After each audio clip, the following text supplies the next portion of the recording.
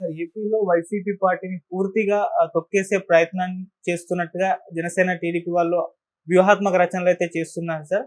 అంటే వైసీపీకి 11 ఓట్లే వచ్చినప్పటికి, ఎమ్మెల్యే సీట్లు వచ్చినప్పటికీ వాళ్ళ గ్రామ స్థాయిలో, మండల స్థాయిలో చాలా బలం ఉంది సార్. దాదాపు సర్పంచులు, జెడ్పీటీసీ, ఎంపీటీసీ, మున్సిపాలిటీ వీళ్ళంతా కూడా వాళ్ళే ఉన్నారు. సో వీళ్ళందరినీ కూడా జనసేన, టీడీపీ పార్టీలో జాయిన్ చేసేసుకుంటే ఆ 40% ఓట్ షేర్ ఏదైతే వచ్చిందో దాన్ని దెబ్బతీసే ఒక కార్యక్రమం అయితే చేపట్టొచ్చని చెప్పేసి వీళ్ళైతే భావిస్తున్నారు సార్. మరి దీనిపైన మీ ఒపీనియన్ ఏంటి సార్? మీరు ఏ విధంగా చూస్తారు దీన్ని? 40% ఓటు బ్యాంక్ అనేది భయపెడుతోంది అది. గ్రామ స్థాయిలో ఆ పార్టీకి ఉన్నటువంటి నిర్మాణాన్ని దెబ్బ కొడితే ఈ ఓట్ షేర్ పోతుంది అని అనుకుంటున్నారు. కానీ వైసీపీకి జరిగిన నష్టం గ్రామ స్థాయిలో ఆ పార్టీ నిర్మాణం అని ఏదైతే అనుకుంటున్నారో వీళ్ళు ఎంపీటీసీలు అలాగే జడ్పీటీసీలు వీళ్ళందరూ ఏదో చేశారు అక్కడ అని, అసలు వీళ్ళందరినీ బైపాస్ చేసింది జగన్ ఆలోచన. వీళ్ళందరూ ఉన్నా ఒకటే లేకపోయినా ఒకటే. ఆ 40% ఓట్ షేర్ ఏదైతే ఉందో అది స్ట్రైట్గా జగన్మోహన్ రెడ్డితో లింక్ అయి ఉంది త్రూ వాలంటీర్. ఇప్పుడు గొడవ ఏమిటి? మొత్తం వ్యవస్థల్ని బైపాస్ చేసి పడేసాడు ఆయన అని చెప్పి ఎంపీటీసీలు వీళ్ళందరూ వైసీపీ వాళ్ళే ఓపెన్గా ఏడుస్తున్నారు. వాళ్ళు రాజకీయాల్లోకి వచ్చినటువంటి ప్రతివాడు వార్డు మెంబర్ స్థాయిలో కూడా తన ఇమేజ్ బిల్డ్ చేసుకోవాలి అక్కడ అనుకుంటాడు. ఏ పార్టీ వాడైనా సరే, వాడు కాంగ్రెస్ వాడైనా, తెలుగుదేశం వాడైనా, కమ్యూనిస్ట్ అయినా, లేకపోతే వైఎస్ఆర్సీపీ వాడైనా, వార్డు మెంబర్గా గెలిచిన వాడు తన ఏరియాలో తన ఇమేజ్ పెంచుకునే ప్రయత్నం చేస్తాడు అనివార్యంగా.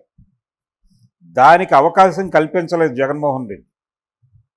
నేరుగా తనే వాళ్ళ అకౌంట్లో డబ్బులు వేసి మేట నొక్కే అని చెప్తాడు కదా, ఆయన మేట నొక్కడం ద్వారా ఆ డబ్బులు వేసి ఆ డబ్బులు వాలంటీర్ల ద్వారా అందజేసి తద్వారా ఆయన వాలంటీరు జగన్మోహన్ రెడ్డి తప్ప మధ్యలో ఇంకెవడూ లేడు అనే వాతావరణం తీసుకొచ్చి నిర్మాణాలన్నీ చంపేశాడు ఆయనే స్వయంగా. ఇప్పుడు వీళ్ళందరినీ తీసుకుని ఏం చేస్తారు వీళ్ళు? అంటే వీళ్ళందరినీ పార్టీలో చేర్చేసుకుంటే ప్రజలందరూ మనతో ఉంటారనుకోవడం భ్రమ. ప్రజలు వీళ్ళతో లేరు. వైఎస్ఆర్సీపీకి వచ్చిన 40% ఓటు బ్యాంకు వీళ్ళ ప్రతిభ కాదు అనే విషయాన్ని ముందు గుర్తించాలి. గుర్తించి ఆ 40% ఓటు బ్యాంక్ని క్యాప్చర్ చేయడానికి ఏం చేయాలి అనేది ఆలోచించాలి కూటమి.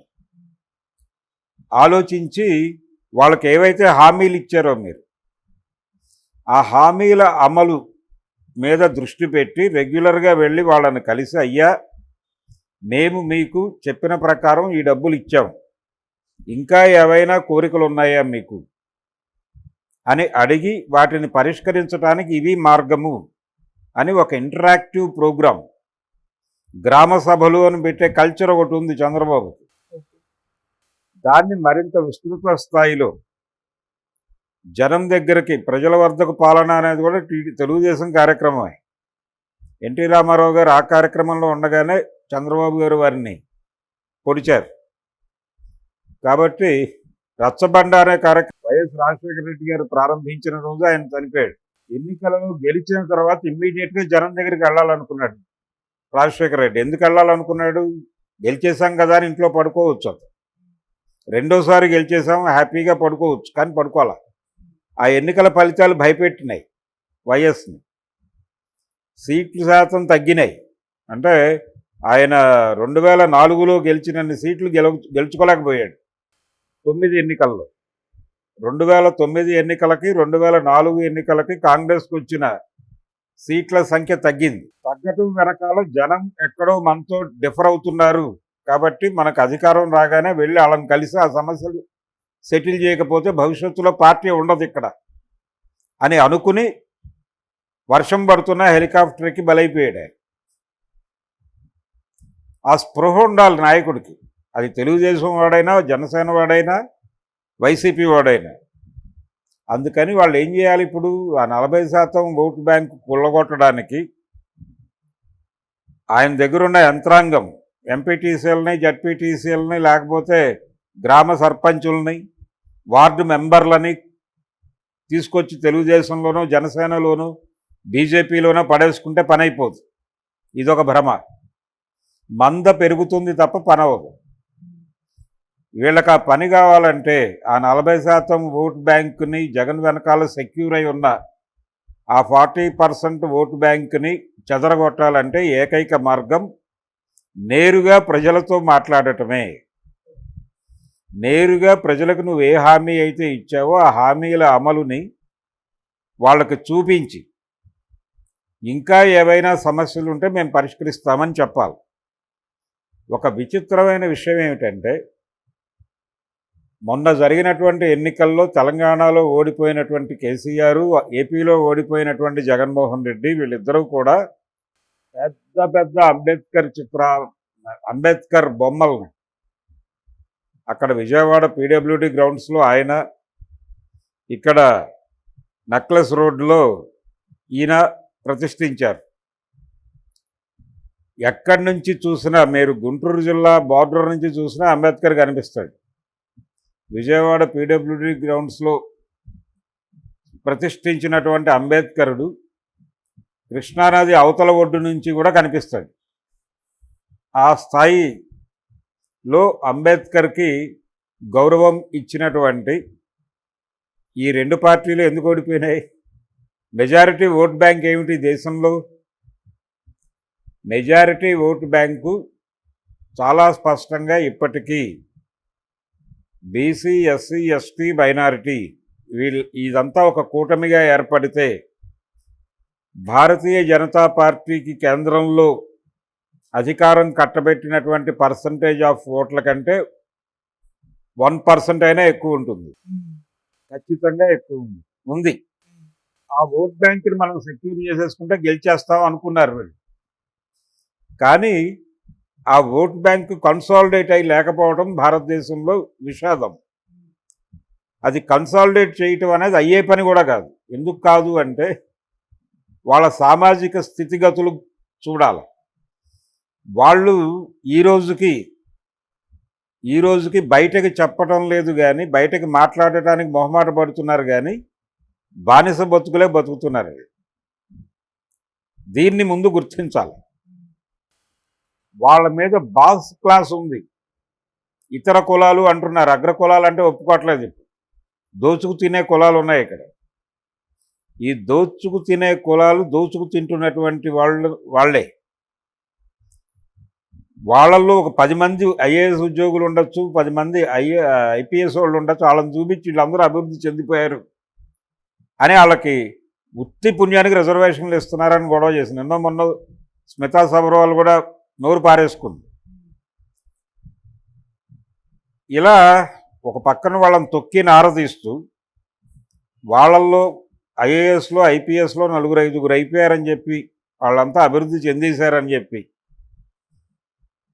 ఈ రకమైనటువంటి అసలు మన ఉద్యోగాలన్నీ వాళ్ళే తినేస్తున్నారు, మనమే అడుక్కు తింటున్నామని వీళ్ళు ప్రొజెక్ట్ చేసేసుకుని సమాజం ముందు. ఒక ప్రోగ్రెసివ్ డైరెక్టర్ ఒక ఆయన ఉండేవాడు, వేజల్ల సత్యనారాయణ అని. ప్రోగ్రెసివ్ సినిమాలు తీస్తున్న ఇంప్రెషన్ కలిగించేవాడు ప్రపంచానికి. ఆయన ఒక సినిమా తీశాడు, దానికి పరుచూరి రచయిత, పరుచూరి బ్రదర్స్. అప్పటికి పరుచూరి బ్రదర్స్ అనే పర్లేదు, పరుచూరి అని పడేది. ఈ చదువులు మాకో చదువు, వాళ్ళ నాటకమే. దాంట్లో ఒక బ్రాహ్మణ విద్యార్థి రిజర్వేషన్ల వలన ఉద్యోగం రాక ఒక చెప్పుల కొట్లో చేరి అన్ని కులాల వాళ్ళకి కాళ్ళకి చెప్పులు తొడిగి సైజులు చూపిస్తూ ఉంటాడు. దాన్ని చాలా విషాదంగా చిత్రీకరిస్తాడు. అంటే ఏమిటి, ఒక బ్రాహ్మడు చెప్పుల కొట్లో పనిచేయటం తప్పు అని నువ్వు సిద్ధాంతం చేసినట్టే కదా. ఇది అభ్యుదయం పేరుతో చేశారండి.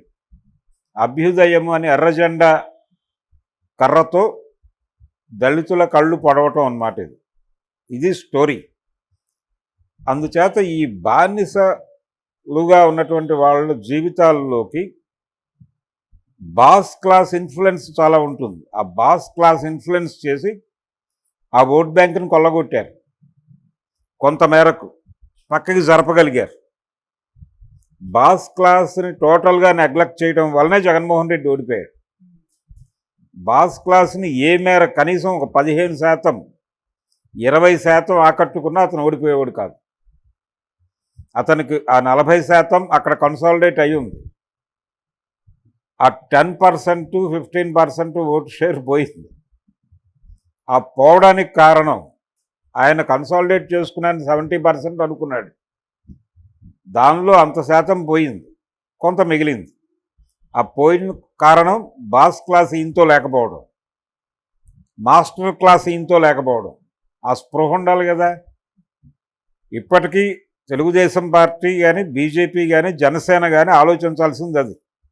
వాళ్ళతో బాస్ క్లాస్ మాత్రమే ఉంది, మాస్టర్ క్లాస్ని అట్రాక్ట్ చేశారు వాళ్ళు. అది వాళ్ళకు ఒక మేరకు విజయాన్ని సాధించి పెట్టింది. ఇప్పటికీ అక్కడ ఇంకా 40% ఉందని ఏడిస్తున్నారు. ఆ 40% ఓట్లు తెచ్చుకోవాలంటే వీళ్ళు ఎలా వ్యవహరించాలో దానికి సంబంధించిన వ్యూహరచన చేయాలి తప్ప ఎంపీటీసీలను కొనేసో, లేకపోతే జడ్పీటీసీలను కొనేసో, గ్రామ సర్పంచులను కొనేసో, వార్డు మెంబర్లను కొనేస్తేనో అవదు. ముందు ఈ పిచ్చి ఆలోచన మానేసి వాళ్ళ మనసులు గెలుచుట ఎట్లు అనేది ఆలోచించి ఆ గెలవటం అనే కార్యక్రమం ఆచరణాత్మకంగా చూపించగలిగితే, ఇప్పటి వరకు వాళ్ళు చెప్పిన సూపర్ 6 అమలుకే నోచుకోలేదు. సూపర్ 6 ఉచిత బస్సు అన్నాడు ఆయన. ఇప్పుడు 50 రోజులు దాటిపోయింది, 60 రోజులు, 2 నెలలు ముగిసింది, హనీమూన్ అయిపోయింది. కాపురం మొదలై కూడా 15 రోజులైంది, దిక్కులేదు ఈ రోజుకి. దాని మీద దృష్టి పెట్టి వాళ్ళకి ఏది ఇస్తామన్నామో అది ఇచ్చి నీకు 15,000 నీకు 15,000 అని మాట్లాడారు కదా. దాన్ని రెడిక్యూల్ చేస్తున్నారు ఇప్పుడు జగన్మోహన్ రెడ్డి ఆయన అనుచరులు. ఆ నీకు 15,000 నీకు 15,000 అన్నావు, ఏమి ఇచ్చావు అని మాట్లాడుతున్నారు. వాళ్ళకి అవకాశం ఇచ్చినట్టేగా నువ్వు. సో ఆ ఏరియాలో నువ్వు ఏది హామీ ఇచ్చావో ఆ హామీలు అమలు చేసి వాళ్ళ మనసులు గెలవడానికి ఏం చేయాలో అది ఆలోచించి చేయగట్టం మాత్రమే ఆ 40% ఓటు బ్యాంకును కొల్లగొట్టడానికి నీ దగ్గర ఉన్న మార్గం. అది మానేసి ఈ మాస్టర్ క్లాస్ ఆలోచనలతో అలా కొనేస్తాను ఇలా పని అయిపోతుంది అనుకుంటే వాళ్ళతో లేరు. వాళ్ళు వార్డు మెంబర్స్తో లేరు, వాళ్ళు జడ్పీటీసీలతో లేరు, వాళ్ళు ఎంపీటీసీలతోనూ లేరు. వాళ్ళుగా ఉన్నారు, వాళ్ళు జగన్మోహన్ రెడ్డితో ఉన్నారు. ఈ స్పృహ లేకుండా, ఈ స్వస్వరూప జ్ఞానం లేకుండా